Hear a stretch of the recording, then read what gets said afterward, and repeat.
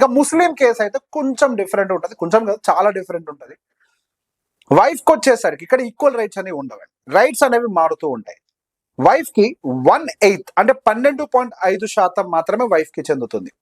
And father కి ఉంటుంది, mother కి ఉంటుంది, పిల్లవాళ్ళకు ఉంటుంది. సో బేసిక్ ఇక్కడ కొడుకుంటే ఒకలాగా ఉంటుంది, డాటర్ ఉంటే ఒకలాగా ఉంటుంది. సో బేసిక్ ఒక పని చేద్దాం, హస్బెండ్ చనిపోయాను అనుకుందాం, ఒక కొడుకు ఒక కూతురు. ఈ కేసు చూడండి ఎలా ఉంటుంది.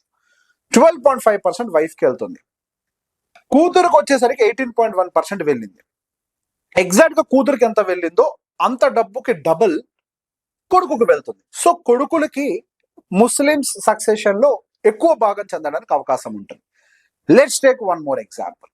ఇద్దరు కొడుకులు ఉన్నారు, ఒకతే కూతురు ఉంది అనుకుందాం.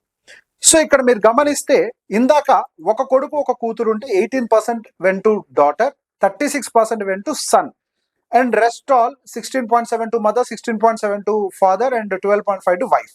ఇద్దరు కొడుకులు ఉన్న కేసులో ఆల్మోస్ట్ మీరు గమనిస్తే 10.8% ఒక కూతురుకి వెళ్తుంది, 43.3% ఇద్దరు కొడుకులకి వెళ్ళింది. సో 0 డాటర్స్ అనుకున్న కేసు అనుకోండి.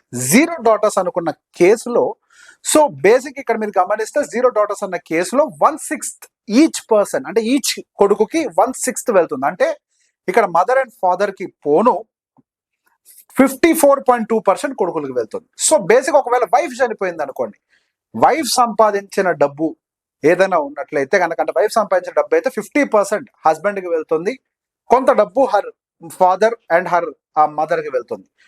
పిల్లలు ఉన్నారనుకోండి, కొడుకు ఉంటే పిల్లవాడికి మేజర్ షేర్ వెళ్తుంది, హస్బెండ్ కి 25% వెళ్తుంది. కూతురు కూడా ఉందనుకోండి, దెన్ అక్కడ ఉండేటువంటి కేసు డిఫరెంట్ గా ఉంటుంది. సో బేసిక్ ఇక్కడ మీరు గమనిస్తే ఒక్కొక్క రిలీజియన్ కి ఒక్కొక్క షేర్ పర్సంటేజ్ అనేది మారుతుంది.